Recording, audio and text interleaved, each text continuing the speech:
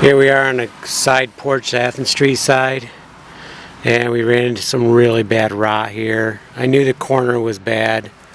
You can see it's really bad, but I didn't realize it went all the way over. It looks like it goes over to about here. If we go on the inside, if we take this brick out, the inside is punky there too.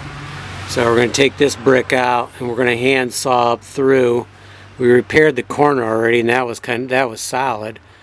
So we're going to have to remove all this and replace it. I think we're going to run it straight through to the end, and then next we're going to have to see how far back this rod goes that way. Of course, this is all going to have to be pulled out here and rebuilt, but we need this sill plate in first so we can fasten it to it. I should mention the reason this was caused: the water. There was a downspout there that got broke, so the water was running down here, and then it was going into these brick and into here, and it was going in the inside. So even the inside, the bricks need to be redone. You can see how gapped they are. This corner is kind of broken, in disrepair, so we need to straighten up the foundation. Here we had a hole. I don't know why. So we're going to have to repair that too. And here it's bulged out a little bit, but we'll repair all that. We did all this. That's good and solid now. But we need to take care of this bad stuff here. You can see how it's just powder.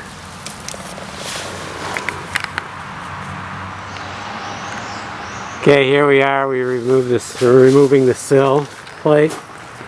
And you can see there's enough of the house over here and over there that this isn't dropping, but it's not something I want to leave out very long.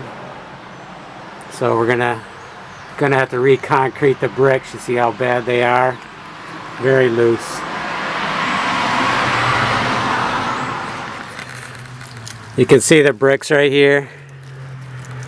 They're all loose. So we're gonna have to mortar them. We're gonna have to face it, redo all this, put the plate back on in pieces, and then we have to jump into this and obviously replace this whole corner section here.